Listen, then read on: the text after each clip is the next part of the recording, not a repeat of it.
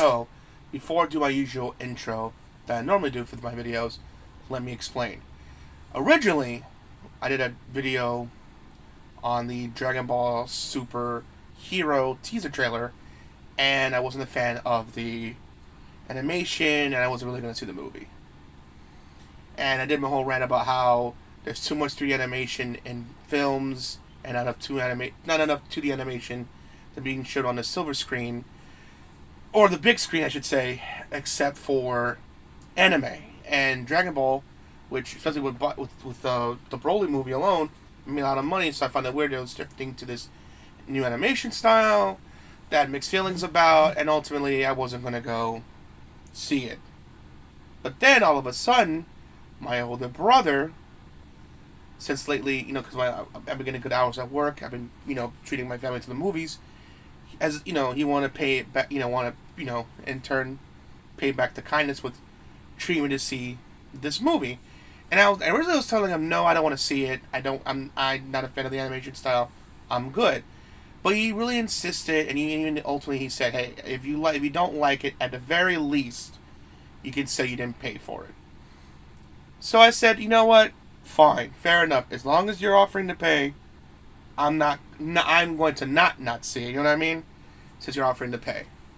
So as of recording, I saw it. It's technically Monday, but I saw it on a Sunday.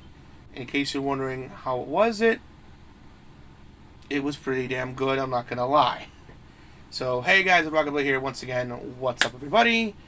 Here's my spoiler-free review of the Dragon Ball Superhero movie. So, basic plot synopsis. So, Gohan and Piccolo have to save the world this time because Goku and Vegeta are trading off-world with Whis. So, the Red Ribbon armies come back, making not one but two new android threats, but eventually an even bigger threat of the obvious villain of the main antagonist of the movie, which I won't spoil. For those of you who don't know, for those who you know what I'm talking about. There's an even bigger threat looming that's looming over the world besides the two androids that is mentioned. So now it's up to, and of course Goku and Vegeta are in the movie, but not as much. They're not really available. So it's really more of a Gohan / Piccolo focused film. So the Gohan and Piccolo and the rest of the Z Fighters that are there on Earth to save the day once again against the new Red Ribbon Army threat.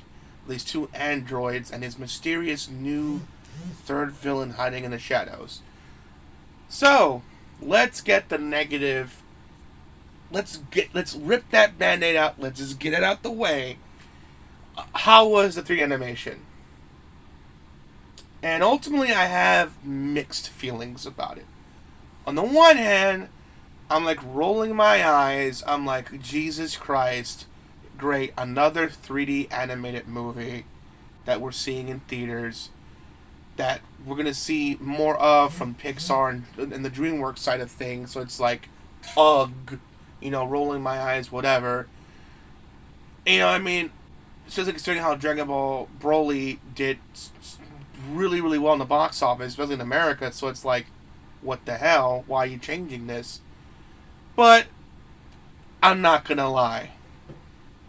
But at time, and at times it was distracting. But other times, after I accepted it for what it is, and I accept it for what it is.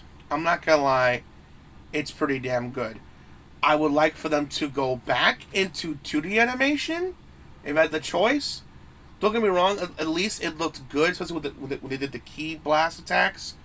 Looked amazing, and certain shots looked really good. In fact, there was certain stills that were in 2D. Funny enough, but I wish it was drawn in 2D. And I get it because they're trying to save money, because it takes a lot of animation frames to do a full 360 shot. And I get that, it takes time, and that's why we should pay animators better, because that job is not easy. Trust me, I wish I can draw. I don't have the patience. And kudos to the people that do it for their living. Much respect and much love. I hope you know that. So, maybe it's easy for them, but I'm just not a fan of the style. But I can't sit here and lie to you and say it looked awful. Because at times it looked like a really good looking video game. I'd say video game because it kind of reminds me of one of the video games you know, like Ultimate Tenkaichi, except with more of a bigger budget, if that makes sense. I think that's the name of the game that was on Connect. Not Connect, but like the one of the weird Dragon Ball Z games. I think it was called Ultimate Tenkaichi or Ultimate Budokai, I believe it's called. I forget what the name. I'll probably put in the comment section what game I'm thinking about. But point is, it looked like that, but more of a bigger budget. And ultimately, it's just, you know, I'm sorry, I'm struggling here. The point is that it's not the worst looking thing ever. It's not like ugh, but at the same time, I prefer the 2D animation. It's the best. It's just a 3D animation in an anime. It's the best I've seen. Which of course, I mean, it's Dragon Ball Z. They have the money to make it look good, and it looks good. I'm not gonna sit here and lie to you and say it's bad. It looks good. I just would prefer 2D animation. If we were getting 2D animation on regular, and they decided to do this change, I'd be weird about it. But like we got an equal balance of it. You know, it's kind of like having a hamburger all the time. After a while, you're gonna get sick of it. You know what I mean? I just want to mix things up. You know. So if it was getting a healthy dose of 2D animated films in theaters, it wouldn't have bothered me much. I'm like, well, this is weird, but you know what? I'm open to it. But the fact that it's all great, it is chasing the 3D trend because it's cheaper and it makes a lot of money, and it's easier for animators. But still, it's like, ugh. But I'm not gonna lie to you again. I know I'm repeating myself. But I'm not gonna sit here and lie to you and say it's bad. It looks good for what it is. That's the best of its, of the attempt of doing this. So, kudos an animation team. I give them credit where credit's due. I would prefer them to go back to how they looked like in Broly, please, please, please. But for what it is, it's good. That's only negative. Everything else, it's good. It's not as good as Broly, but it's a damn good movie. What can I say? The fight scenes are great. The chemistry of the cast is amazing, especially between not only Piccolo and Gohan, but also Piccolo's kind of like you see in the trailers training Pan, and the chemistry between them is like a uncle and grandkid kind of relationship. I love it. It's so cute and adorable, and the chemistry is amazing. Of course, Gohan and Piccolo's chemistry is also amazing. Unfortunately, Goku and Vegeta are in the movie a lot, which is totally fine. Goku and Vegeta had plenty of movies to shine and kick ass, so it's kind of cool that Gohan and Piccolo's having a movie focused on them since the BoJack movie. That was like the last time I can remember a movie that was basically focused on Gohan. But this one, I mean, it focused on Gohan and the others, but like mostly Gohan. But this one's like it's more Gohan and Piccolo. There's two characters I loved in the Dragon Ball universe besides Goku, and yeah, it's just kind of sad how Gohan has fallen and not as cool as he used to be during the Cell saga. I'm glad that he's even the movie admitted that Gohan's not as strong as he once was. But it's amazing how it's amazing how seeing just the cool moments that Gohan has, and Gohan has just had some cool moments, especially during the third act, and it's like showing how like if Gohan were to take this shit seriously, he'd be an unstoppable beast, probably even more so than Vegeta and Cell. No, I mean, that's what I'm saying. Cell, Vegeta and Goku. I don't know why I said Cell for. I mean, of course, Red Ribbon Army made Cell. So I mean, and they are coming back in this film, obviously. So that's the basic plot. So they're coming back, starting up crap. It's up for them to stop him. So that's why I made that connection. Sorry, my brain. It is late, so please forgive me. But and of course, other characters make a surprise appearance. I won't spoil who. Besides Gohan and Piccolo and Pan. Pan is great too as well. So it's a nice little after credits scene. It's nice, but it's like if you're a hardcore fan, you'll like what happens. But it's like you don't have to. All I say is, if you're a Vegeta fan, you want to stay for the post credit scene. That's all I'm gonna say. I'm not saying anymore. Beyond that, the third act fight was the best. It was like really great. It was just like all the animation went there. Cool shots, cool fights. Really, really well done. Not as good looking as Broly, but I could tell a lot of the budget went towards the third act because, man, they went balls to the wall insane with it. And I enjoyed it. After a while, I just got into it, just smiling like, yeah, even though I'm not the biggest fan of the look, but the same cool fight scenes and the same writing and the characters are there. It just looks different. The characters are the same. The story and the lore of the characters are the same. The only thing that changed was just the look.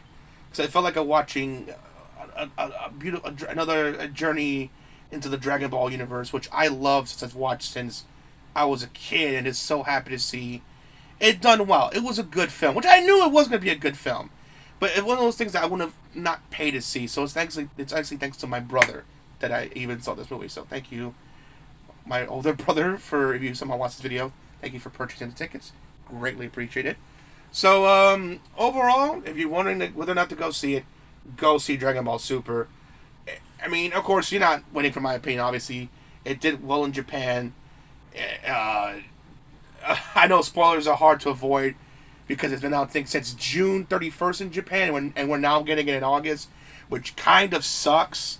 So I know there's spoilers out there, but out of respect, I won't spoil beyond what I just told you. But still, it's a worthwhile film.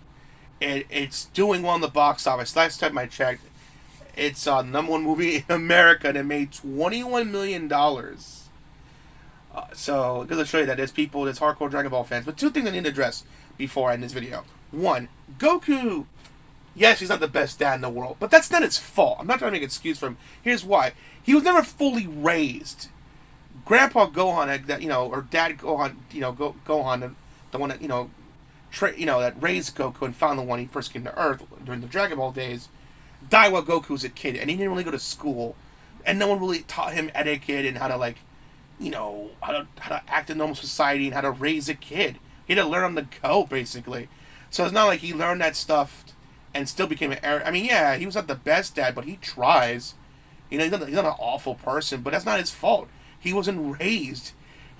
Grandpa Gohan died, or you could say his father Gohan, his Earth father Gohan died while he was a kid, so he wasn't raised. He didn't have family values raising him because he died when he was a young boy.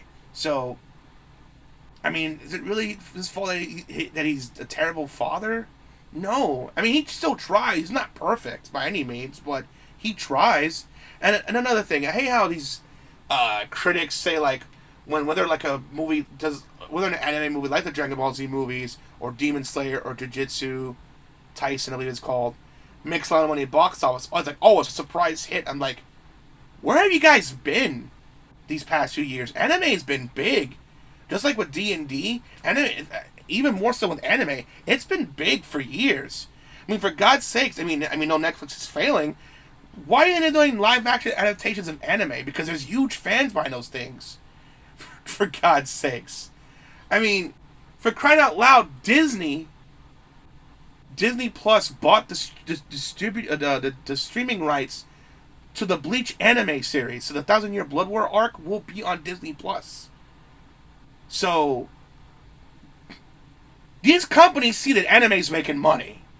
So, if it wasn't making money or not making enough noise, why on earth Disney bought the rights to the Bleach anime? I don't think it's because they just feel like it. There's money in anime. And I just told you, the Dragon Ball superhero movie made $21 million in the box office. So, I don't know, these critics need to wake up and realize that anime, like with D&D, is mainstream. So, I'm sorry, but that's just the facts from laying before you. So that's my thoughts on the film overall. It's a good film, despite how it looks. The fighting is great. The chemistry of the characters are great. Not of a good story as Broly, but still, overall, it's a good, fun Dragon Ball Z movie, or Dragon Ball Super movie, or Dragon Ball movie overall. If you wanted to go see it, go see it. It's definitely worth your time and money. Alright, guys, hope you enjoyed the video. As always, please make sure to rate, comment, and subscribe. As always, Rockingtheblade signing out. Hope to see you guys again real soon. Peace out. Have a great day, and Kamehameha, baby. See ya.